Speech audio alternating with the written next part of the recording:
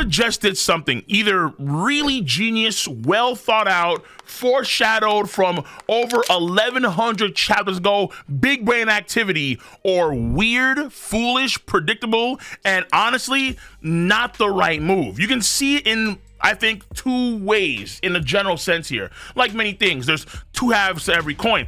And this coin is mind-boggling. Oda in the latest chapter One Piece, 1159, revealed the existence of a pirate that is parallel, on par in some sense, to the greatest pirates in One Piece history. Number one, obviously, we all know, Gold D. Roger, aka Gold Roger, as folks would call him in the world, where Gold D. Roger is the man that ushered in the great pirate era. His words is the reason why we're in the story right now, and many folks in the story are searching for the One Piece treasure that will change the world itself. We all know the history and legacy of Gold D. Roger, and Roger's absolutely on the Mount Rushmore of pirates. Number two is the first pirate, Joy Boy. Joy Boy, who led these forces, these ancient powers against the 20 kingdoms of yore, ultimately lost that war, but nonetheless, Joy Boy with the powers of the sun god Nika, probably the most important pirate in terms of history. Joy Boy is the number two. But I say probably because now some Oda slid in another person, slid in another cat, another dude, that only cats in the underworld, not cats, but panthers, all right, lurking in the shadow, Wakanda style, only these guys know. This person is Davy D. Jones. What? Davy D. Jones. Say Davy D. Jones. Again. Davy D. Jones. This is a massive reveal because the name Davy, not the D, like for example with Gold D. Roger, they hid the name D, and Gold D. Roger was then colloquially called Gold Roger. They call me Gold Roger. My real name is Gold D. Roger. Now we know that the name Davy was hidden. The name Davy, not D, the Davy.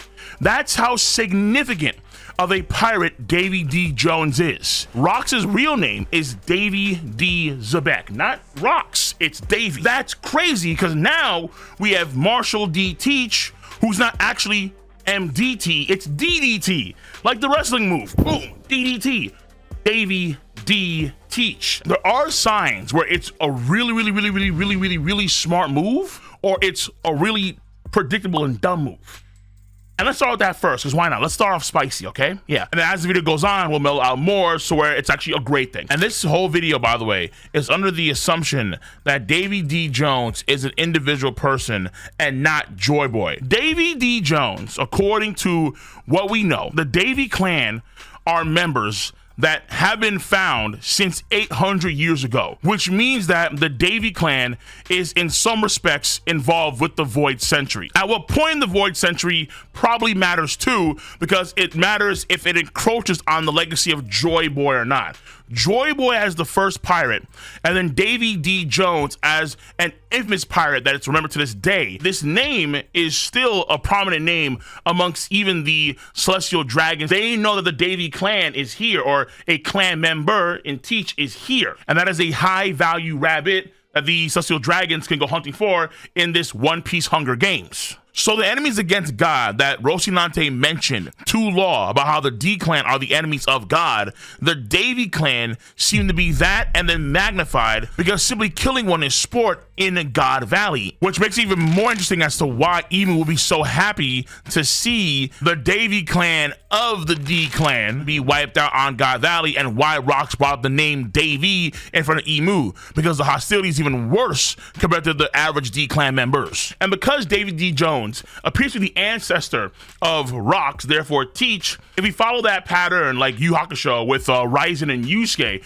if we follow this trend, then there's a good chance that Davy D. Jones operates in a very similar way to Rox and Teach, which means that in a general sense, he is a bad-natured D clan member. In One Piece, there's a lot of gray when it comes to what is evil and then what is good. Like, for example, everyone knows that Luffy hates being called a hero. And he'll say, don't call me a hero. I'm not a hero. I hate being a hero because heroes share things and I don't want to share. But Luffy, like let's say Law 2, the same goes for Jaguar D. Saul, the same goes for Ace.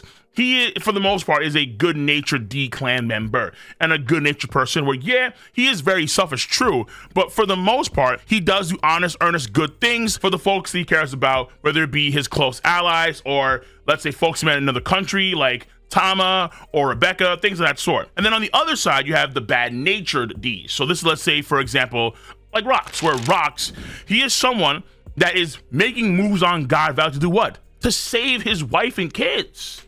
To save his wife and kids. And you would see the community, people are praising even more so the good word of Rox, where, yeah, listen, man, Garling and Roger and you have Rayleigh and all of these simps, they're losing aura massively because they're simping. Kyle and Big Mom want fruits, so they're just gluttons and greedy. But here's Rox, he's coming in for his wife and kids. Okay, Rox built different. However, Rox also did say, I don't care if anyone else dies on the island or even my other clan members, screw them, as long as my wife and kids are alive. Just the very act of how Rox was able to achieve this crew through Davy back fights, and none of his crew actually like him, or the fact that Rox does have ulterior motives with being, let's say, Harald's friend, where they are friends, true, but also he wants Harald to consume a fruit, and that fruit's power is quintessential in bringing down the Holy Land, things of that sort.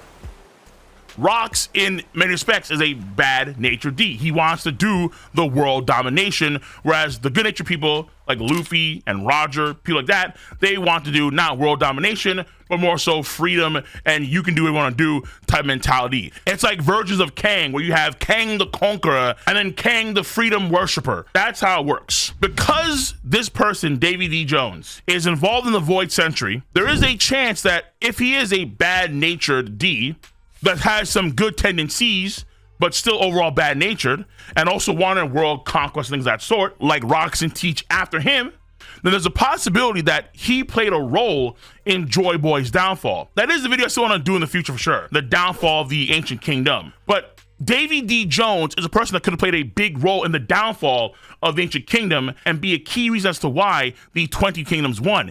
Even though Emu and company are clearly hostile towards Davy D. Jones, in the same vein as they're hostile to Blackbeard and Luffy, who are on the opposite sides of nature, one being good, one being more dark and evil, that can still be applicable. Teach was a friend of Whitebeard and Thatch. Later on, he killed him, stabbed him in the back, like, oh, okay, and took the powers of the Yami Yami no Mi. So just in the same vein, it could be the case here where that happened centuries ago during the Void Century.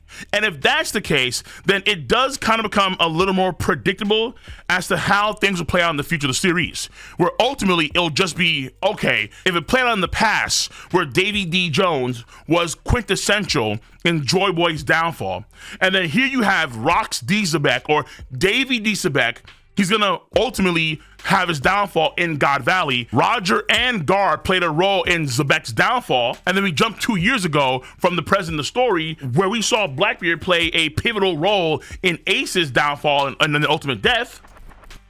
It becomes more of a repeated cycle of the D clan, where the D clan have this sort of fate. Some of these members are going to wind up being members on the side of like Davy D. Jones, whereas other members will be, let's say, more akin to Roger and Joy Boy. And then so following that trend, it becomes very obvious that the final fight for the One Piece treasure will ultimately come down to Blackbeard versus Luffy. And that's by following the trends, that and that alone. The good-natured Monkey D. Luffy and the bad-natured Davy D. Teach. That's how it boils down to. And I'll be even more particular if, let's say, for example, the monkey name for Luffy and Garp and Dragon is not their real name. Well, let's say the monkey name is actually a branch name, and then the original name was some other D-clan name, and then they're more synonymous with the good-natured D-clans. And then so now we're getting into like that sort of classic, the very classic light versus dark. Jedi versus Sith, Rava and Vatu from Legend of Korra Avatar. It goes along those same exact lines. No real deviation. It's not necessarily a bad thing, but it makes the story more predictable in the future where, okay, Blackbeard's gonna be guaranteed now Luffy's final fight, just considering the trends of where things are going from the past. And history tends to what? rhyme and reason. So that's the overall negative side of things. Not necessarily too negative right now because we haven't seen how things are executed. The threads of fate that's on the D clan have always been there since chapter 1. They've been there since chapter 1. So it's not necessarily too surprising, but again, it does add layers of predictability where with One Piece, you want to be kind of on your toes. You don't want to just, be surprised. Oh, throws a curveball here and there. You have to, make sure your head's on a swivel. But if we know it's coming straight down mid, oh, okay, we get it. So it's not horrible, of course not. But again, it becomes a little more predictable. Though on the good side of things, considering how Oda, in a way, he really did in a way, kind of forced in Joy Boy and forced in Nika particularly in that Who's Who chapter with Jinbei during Wano Country, and how Joy Boy was only introduced come like the post time skip. Davy Jones has been there since the very beginning of the story, ever since chapter 33, where you had the Nyan brothers mention Davy Jones' name, where they say, and I quote, "We plundered countless villages. We've sent many a rival crew down to see Davy Jones." And of course, the Davy back fights. In chapter 306, Chopper asks Robin point blank, "Who's Davy Jones?" And then Robin responds, and I quote, "A pirate from long ago who was cursed by a demon and is said to live deep down on the sea floor." He lives on the sea floor? That's the legend. Any sunken ships or treasure get locked away in Davy Jones's locker. And this is also, I think, the foretelling of the fate for someone like Rox, and also the foretelling of the fate of someone like Blackbeard if they're going to follow the same fate as their ancestor Davy Jones. What Oda's doing now is that he's taking what he's done before and he's making it way more literal. And because this person was cursed by a demon, that obviously means that this person is in some way twisted or that dark nature, like we discussed before in the video. Whether or not it was a literal demon, like let's say Emu controlling Davy D. Jones, or him being warped or twisted in some way because of certain aspects of a pirate. Like, for example, go back to that Nyan Brothers chapter. They mentioned how they plundered a lot of places, right? And they buried a lot of corpses. Luffy and company don't really do that because, again, they're more like good-natured pirates. But on the flip side, people like Blackbeard, people like Rox, they definitely would do that and do that. And so all of these aspects that make up pirates like them will lead to their downfalls. There could be something that happened on God Valley that may pertain to these elements in some way that will lead to his downfall. So he was doing just fine, but then something will happen to him, whether it's actual Emu control in some way, or his nature will prop up in some way, that bad nature, and then that will lead to his fall. Because it's very obvious that Oda, when he makes pirates, he has a particular pirate in mind, a certain kind of person that is the correct person. The Joy Boy, the Shankses, the Rogers, and the Luffys. They are the correct pirate, and their crews are for the most part correct in how they operate. All that to say is that this is actually a fantastic thing, because from the very beginning of the story, Oda has already shown you the threads of destiny. These machinations have all coalesced into a moment where someone like Davy D. Jones, though it's kind of thrown in there, it makes a lot of sense and it adds nice bridges and understanding for past moments, like arguably a lot of Teach's motives, and then future moments to come. I'm gonna say understanding. I won't say justification. I had a convo with my tier 3 guys about that, my Twitch stream about, and how someone would say that now Teach is justified in doing his activities. Like he was justified in killing Thatch and taking the Yami Yami no Mi. Hell no. What? Justified? Never. I was like, he was in the right? No. No. Teach is actually someone who is the furthest along that line of the bad-natured, even compared to Rox, at least right now, where Teach had bona fide slaves on Pirate Island. Teach betrayed pirate code with Whitebeard and Thatch and so on. Teach was willing to let his comrades die, meaning turn to stone completely forever, and was going to kill Boa if not for Rayleigh coming in there and stopping Teach. So Teach is actually further along that road of the bad nature than I think Rox is, at least so far. So all I have to say is that Davy D. Jones, though it's kind of thrust it in there, because we're in the final saga right now, and Davy D. Jones being mentioned here and now, and only the underworld cast really knew about this kind of guy. It's like, what? But Oda is in some ways allowed to retroactively pluck him from not only the past content of the chapters that he's done. Chapter again 33 mentioned again 33 with the Yan brothers, Davy Jones. Chapter 306 with Robin mentioning Davy Jones, and then we assume figure of speech, but in reality, no, Davy D. Jones is real, and obviously the fact that Davy Jones in IRL folklore has always been synonymous with many pirate stories. So if there are negatives, they are offset by these facts. I just want to get my thoughts on that out there real quick. It's gonna get crazier.